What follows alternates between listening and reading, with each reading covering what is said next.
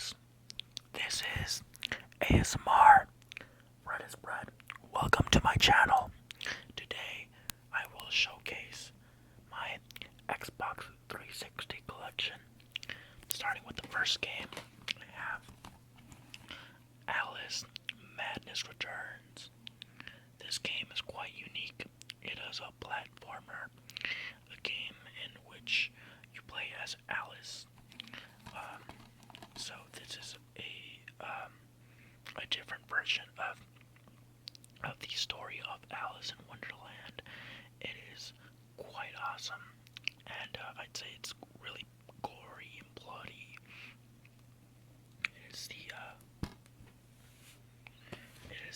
the sequel to Mickey's Alice, which was a platformer around the 2000s. It was a PC game, and while this game is quite fun, I'd say it has one of the best platforming ever in a game, and a mix of hack and slash.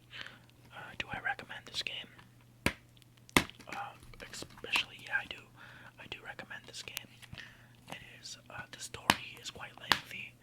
It's a bit short, but I think the story adds a lot of good atmosphere in it. I'd say this game is quite. I would say it's sort of like if Tim Burton and a couple of horror directors made a game, then this would be it. Next game is Call of Duty Advanced Warfare. This game, a lot of people know about it. It is a shooter. It's set in the future, and this soldier gets his hand stuck in an helicopter, and it blows up, and he gets a replacement hand and works with this whole corporation called Atlas. And in Atlas, he does all these missions and stuff. And basically, Call of Duty Advanced Warfare it's another Call of Duty game, but with a twist. Your character has a suit that has different abilities, and the suit has jumping, and it has all these perks installed in the suit. So multiplayer is quite fun. So yeah, Call of Duty Advanced Warfare. Next game is Dark Souls. This game is really, really fucking hard, but it's rewarding. I believe I've only gotten to the second world, and I got my ass kicked like a ton of times, and I gave up on it. And then but for some odd reason, I always come back to it. So that's Dark Souls. It is quite challenging, and so if you're up for something that's not up your alley, but if you're into a great challenge, then I highly recommend Dark Souls, because it's not for the soul that is required to play an easy game. It's for the soul that is willing to play something hard.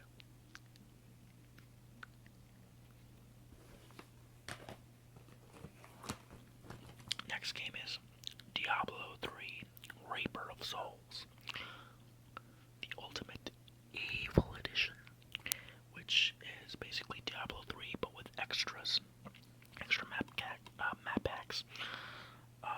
This is a dungeon crawler game, and it is really fun. I've spent a majority of hours playing this. One time I traveled around. I took this game and I spent so many hours trying to find loot. I was finding loot and trying to upgrade my character and all his abilities. I'd say it is quite easy, depending on what you're playing on. I mean, I'm playing it on hard, and it's still easy for me. There it is. Diablo 3. Yes, I keep my receipts sometimes, but this is a really fun game, especially if you have a second player, because not only do you enjoy the game, but that other person also enjoys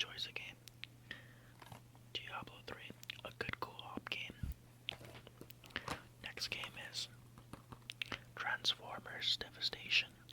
This is a Transformers game in the 80s style. Like if you grew up with 80s Transformers, I'm pretty sure you will enjoy this. You play as about like 4 characters: Optimus Prime, Bumblebee, um, probably name the most mainstream Autobots, but this is like, it's worth to play. It's a hack and slash, and it has a really cool, interesting, robust system, like a fighting system. It's like, I can't really explain it, but like, you can hack and slash and turn into a car and drive around. I think it's way better than Transformers Fall of Devastation. I mean, Fall of Cybertron. But they survive playable Autobots, Optimus Prime, Bumblebee, Sideswipe, Wheeljack, and Grimlock. So, if you grew up with 80s Transformers, I highly recommend you this game.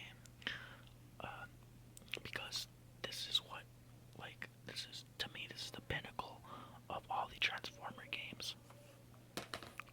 Next game is Braids. This is a unique first-person shooter in which you're playing a Cherokee, and you have this gun that can shoot portals and stuff, and to a different dimension and different angles. It's quite the experience, I'd say.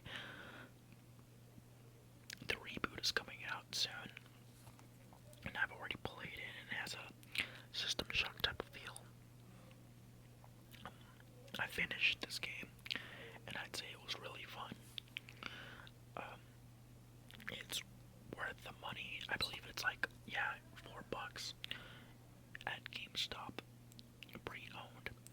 And as I'd say, if you're into like old school first-person shooters, like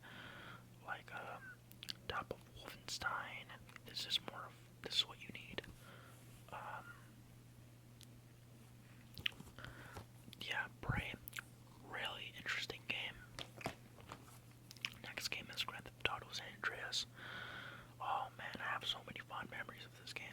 At first, I never liked this game, believe it or not, but I hated Grand Theft Auto San Andreas because, I mean, everybody would talk about it and stuff, and I was the only guy who really enjoys, even to this day, I still enjoy Grand Theft Auto 3 and Grand Theft Auto Vice City. I mean, Tommy Vercetti, come on, man. There's no way you can hate Tommy Vercetti. Anyways, going back to Grand Theft Auto San Andreas, I really, really enjoyed this game after I finished it on PlayStation 2. One of my favorite scenes from Grand Theft Auto San Andreas was when Big Smoke was ordering the meal. He's like, I'll have one number 9, a number 9 large, a number 6 with extra dip, 2 number fucking, I forgot, but it's like, and a large soda. And Carl just looks at him like, are you really gonna order all of that crap? And also the goddamn train mission. Everybody remembers that mission. That mission was a pain in the ass. But yeah, this brings a lot of memories. Maybe this was the first Grand Theft Auto that you played, and you were just said, fuck it. I don't care about the story mode. All I want to do is cause mayhem and destruction and blow up everything in sight. And the map is really, really big. And I love the soundtrack with Guns N' Roses, Stone Temple Pilots. What else? Also, old school 90s rap, NWA, Ice Cube, Nate Dogg, what else? Orangey. All the music of this is quite interesting, and it's one of the funnest and best story-based games I've ever played. And yes, I do recommend the 360 version. I had the PlayStation 3 version, and that version was god awful. I had so many bugs and glitches, but I do recommend you the 360 version. This was $4, man. $4. And it was at a store that I used to visit a lot. It's called LA Entertainment.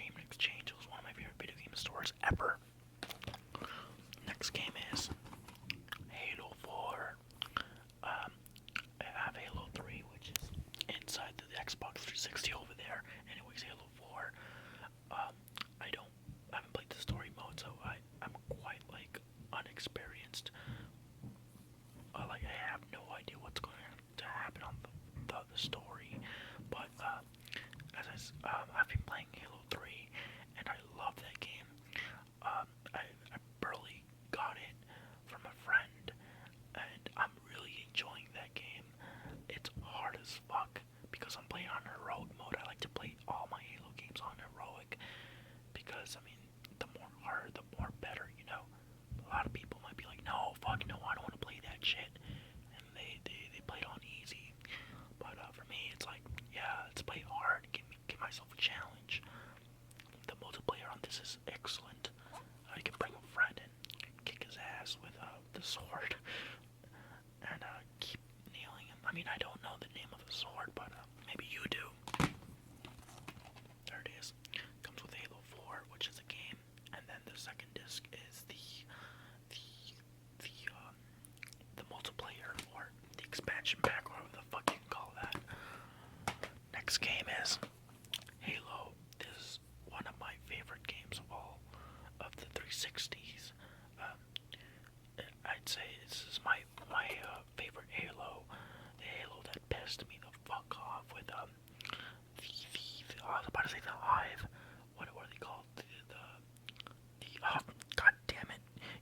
Do you know like that moment when you look like you know a song and then you forget it, and then you remember later on, but then you're like, fuck, it's too late. Well, that's what I'm having with this enemy. I forgot the enemy's called, but like, oh, the Flood. There you go, the fucking Flood. I hate the Flood, man. Like, they're just annoying as hell. Little squids, or I don't know what you call like leaf enemies. I fucking hate those, especially the ones with the huge like tree type of hand. But anyway, I really enjoy the story mode, and the multiplayer is fun as well. Um, I'd say this is one of the best Halo games ever to come. A lot of people might be like, no, I prefer the original version. Well, this version of Halo Combat Evolved Anniversary comes with the original skin, like the original Xbox skin and the 360 version. So in case you don't like the new remastered version, you can switch it, which is pretty cool. Next game is Halo Reach. Man, I like this game, but it's so like this game just uninterested me. I know a lot of people are gonna be like, what the fuck is your problem? What do you mean you don't like Halo Reach? I don't like the visuals. Like it's I don't know if it's just me, but it's too blurry at times, and I get annoyed about that. So it is a pretty game, but it's blurry. Maybe in time I'll enjoy it more. But I was playing the story mode, and I sort of just like I gave up on it. I don't know why, but this is the only Halo game that I'm not interested in it. Maybe in time I will start liking it and loving it. Although in this one you don't get the blood, which is good. So yeah, Halo Reach. Next game is Dead Rising. Going like Resident Evil. Anyways, Dead Rising. I play this game especially like every time I'm stoned or I'm like really baked. This is the perfect game to play because I mean it has a story mode, but all I do is grab trash cans and like beat the shit out of zombies and stuff. I mean it's really fun when you get like a board, like a sign, and you smash the shit out of all the zombies. That's really fun. I don't know about you, but I really enjoy that. So this is a game I like to kill time for a while, and then I'll play something else that's quite interesting. So that's what I picked Dead Rising, because it's just mindless fun. Next game is Deadpool. I got this from someone very special. I don't see them anymore, but whatever's. Deadpool. You guys know Deadpool. I mean, who doesn't know Deadpool? It's cool because the cover looks like a pancake with butter and syrup. Anyways, Deadpool is a third-person platformer, hack and slash. Really cool. And unique. And you can beat the shit out of Wolverine. So,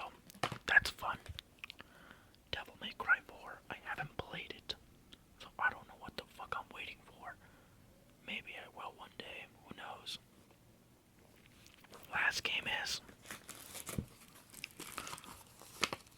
Dragon, Fight the Dragon, Dragon Ball Z. Dragon Ball Z Ultimate Sekaiichi. Man, I love this game, dude. I don't care what people say, but this is, maybe Dragon Ball Xenoverse might change my mind, but, my hand's shaking too much. I gotta stop that right now. Dragon Ball Z Ultimate Sekaiichi. I think the fusions are way easier, and it's got my favorite character, Goku. Who doesn't love Goku, right? Anyways, Dragon Ball Z Ultimate Tekaichi is fun, especially when you got like a second player. I think that's where it adds to the fun and stuff. Anyways, that was all.